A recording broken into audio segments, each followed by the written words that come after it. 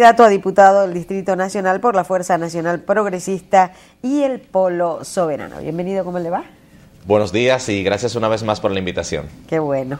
Doctor José Alberto Ortiz, además es un amigo de todos nosotros, una persona que nosotros distinguimos mucho por su don de gente, su decencia, es un profesional brillante y ha sido un comunitario, tiene un trabajo social hecho, sobre todo a nivel de las iglesias de denominación cristiana. Doctor, ¿cómo le ha ido en esta campaña? ¿Cómo van los pronósticos para las elecciones de su candidatura a diputado por la circunscripción número? Su circunscripción número 1 del Distrito Nacional. Realmente estamos muy satisfechos por lo que ha sido el devenir de esta campaña, ya que la campaña de incentivo al voto que han desarrollado los concilios evangélicos, sobre todo el Consejo Dominicano de Unidad Evangélica, y la mayoría de pastores de iglesias locales pidiéndole al pueblo evangélico que vote por valores y no por colores, ha tenido impacto. La Iglesia Católica también está desarrollando la misma campaña entre su feligresía, sobre todo en las comunidades laicas de la Iglesia Católica, de que el creyente católico y el creyente evangélico vaya a las urnas, no a votar por un partido determinado, ni a votar por el partido de su preferencia, sino a votar por los candidatos que representen sus valores.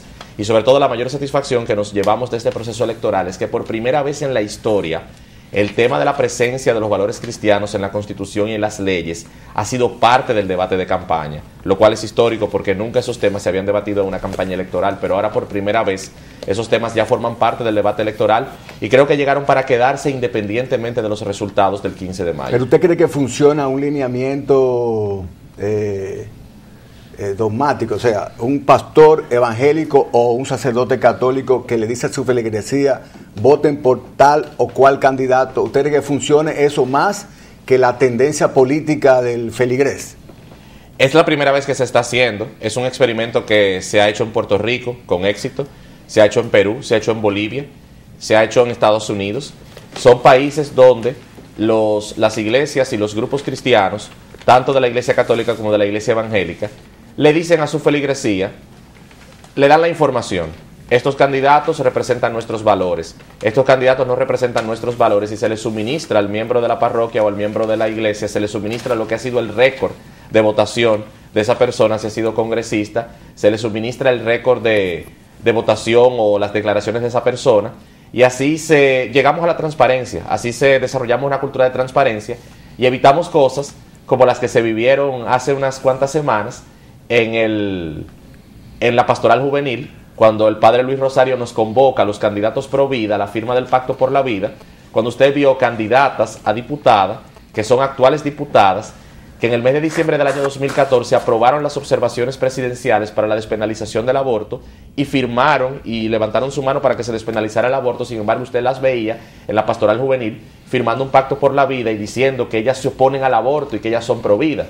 Sin embargo, su récord de votación demuestra lo contrario. Entonces nosotros estamos tratando de avanzar hacia una cultura de transparencia para que en República Dominicana se sepa quién es quién y se conozca el récord de cada quien, como pasa en Estados Unidos. En Estados Unidos tú ves en un debate presidencial cómo constantemente un candidato le dice a otro, cuando usted era congresista en el año tal, usted aprobó tal cosa y ahora usted está diciendo todo lo contrario. Eso contribuye a informar al potencial votante, sobre todo a un votante ideológico como el votante católico o el votante evangélico, y lo dirige a colocar un voto que vaya de manera consistente con los principios que gobiernan su vida.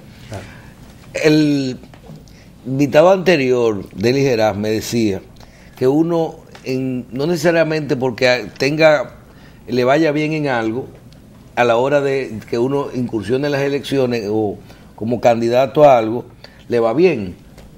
Ahora no solo las iglesias mandan a votar por quien representa sus valores, sino que hay muchos representantes de las iglesias que han tomado estas posiciones.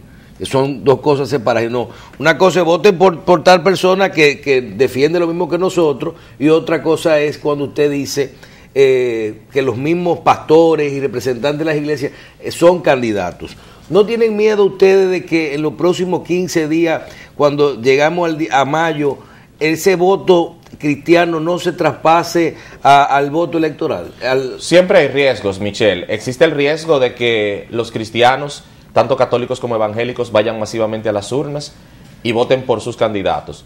también se corre el riesgo de que no vayan, como ha sido tradicional en las elecciones anteriores, o que vayan y depositen el voto por el candidato de su preferencia, por el partido de su preferencia, como ha sido tradicionalmente. Sin embargo, en estas elecciones existe un ingrediente que no se ha producido en procesos anteriores, y es lo que hemos comentado en intervenciones anteriores que yo he tenido en este programa y que pastores que han venido a este programa lo han comentado.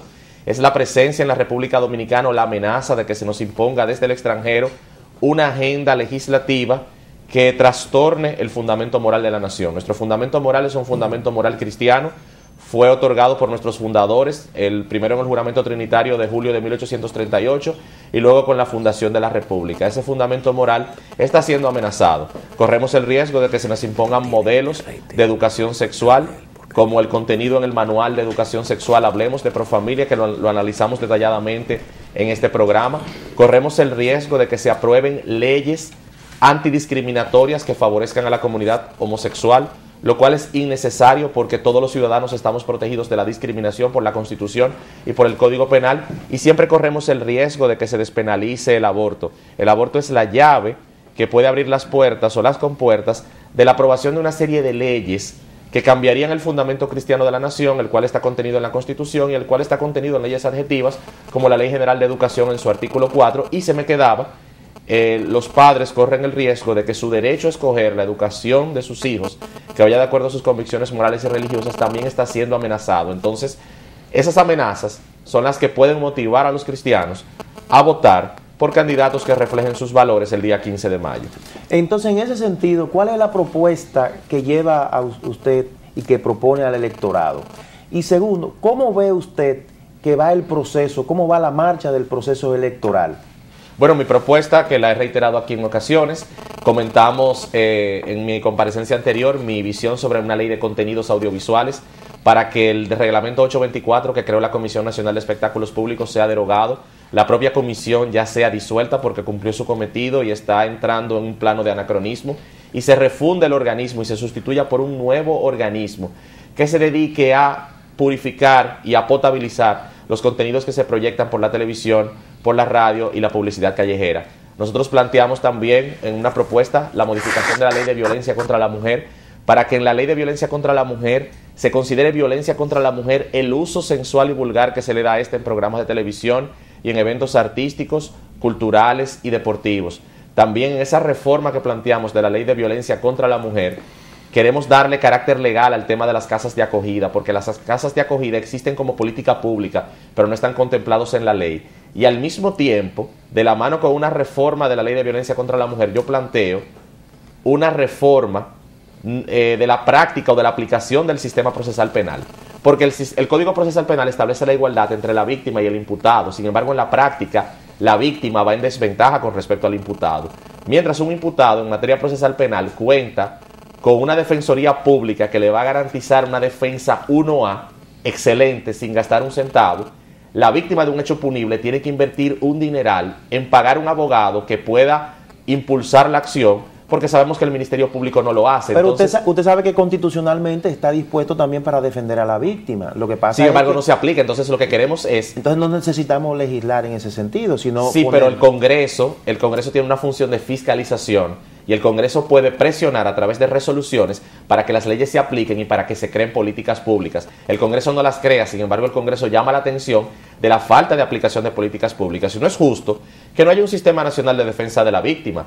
Entonces, nosotros podríamos promover una ley que cree el Sistema Nacional de Defensa de la Víctima, porque así como hay una ley que creó el Sistema Nacional de Defensoría, vamos a crear por ley el Sistema Nacional de Defensa de la Víctima con abogados entrenados y capacitados, y que una víctima sin recursos económicos, previa demostración de la falta de recursos, pueda recibir asistencia legal gratuita y se le pueda hacer su querella, hacer su acusación. Licenciado, el tema de ese tipo de legislación es que significan estructuras que tienen un costo económico altísimo. La implementación del Código Procesal Penal con todo el sistema garantista todavía está en transición porque no están los recursos. Sin embargo, yo quisiera retomar un aspecto importantísimo que usted trató y quisiera que usted lo expresara al público de manera más llana. Usted dice que usted va a proponer una legislación para controlar el contenido audiovisual. ¿Qué significa eso? Establecer mejores ¿Por qué controles. y qué significa? Por ejemplo, Fidel, no podemos seguir, y hablándole en un lenguaje llano, no podemos seguir permitiendo y tolerando que a las 12 del mediodía una familia no pueda sentarse en torno al televisor a ver un buen programa, porque un niño de 8 años, de 7 años, 9 años no puede estar expuesto a mujeres semidesnudas haciendo bailes eróticos en la televisión dominicana, y eso es lo que se está viendo en la televisión dominicana. Los trailers de las narconovelas. El tema de las narconovelas. Pero los trailers que lo pasan a cualquier hora, porque las novelas las pasan a las 11, pero los trailers, o sea, los anuncios... No deben estar presentes en la televisión. Un individuo matando a las 3 de la tarde, un individuo matando de un disparo en la cabeza a otro, ese es el trailer para una novela, aunque la pasen a las 11 de la noche. Claro. Entonces, Exactamente. ¿de qué trataría esta legislación? Ya estamos... Sí, trataría de crear mecanismos para que ese tipo de programas sean colocados en horario donde la familia no esté viendo televisión, donde los niños estén durmiendo, donde los adolescentes no estén viendo televisión, para que haya un contenido más sano y más educativo para los adolescentes. Y eso iría acompañado también de una ley antipornografía para establecer mejores controles a la pornografía digital, porque mi lema de campaña ha sido: no puede haber república digital sin combate a la pornografía. Estamos de acuerdo con el acceso a Internet de la población, pero vamos a combatir la pornografía digital que tanto daño a la salud mental, a la salud emocional y a los matrimonios está haciendo en la República Dominicana y en el mundo. Licenciado, en este último minuto, sí, usted sabe que nosotros somos amigos suyos, lo estamos apoyando y deseamos de corazón que personas como usted lleguen al Congreso para que exista realmente un cambio y que usted lo que ha predicado con su vida, inclusive no solamente verbalmente, sino con su vida personal, pueda llevarlo a la práctica ya desde una posición congresional y pueda cambiar la vida de muchas personas en el país. Un mensaje a los votantes de su circunscripción. Sí, el votante de la circunscripción 1 del Distrito Nacional es el votante, vamos a decir, de mayor nivel académico e intelectual del país completo. Es un votante que en su mayoría todavía está indeciso. Nuestra opción y nuestra candidatura representa los valores y los principios que han gobernado al pueblo dominicano desde su fundación en 1844, que son los valores cristianos. Si tú votas por mí en la casilla número 10 de la Fuerza Nacional Progresista y el Pueblo Soberano por José Alberto Ortiz, tendrás un congresista que realmente represente tus principios, represente tus valores y que va a luchar por tus derechos como padre, a escoger el tipo de educación que quieres para tus hijos y que va a legislar con integridad, renunciando al cofrecito y combatiendo para que esa institución malsana e inconstitucional sea eliminada del sistema legislativo y del sistema institucional de la República Dominicana. Muy bien, le damos las gracias al doctor José Alberto Ortiz, candidato a diputado del Distrito Nacional por la Fuerza Nacional Progresista y el Polo Soberano. Gracias por estar con nosotros. 11 días. Así es, a 11 días y comenzó la cuenta regresiva ya. Bueno, éxitos. Gracias. Licenciado. Hacemos una pausa.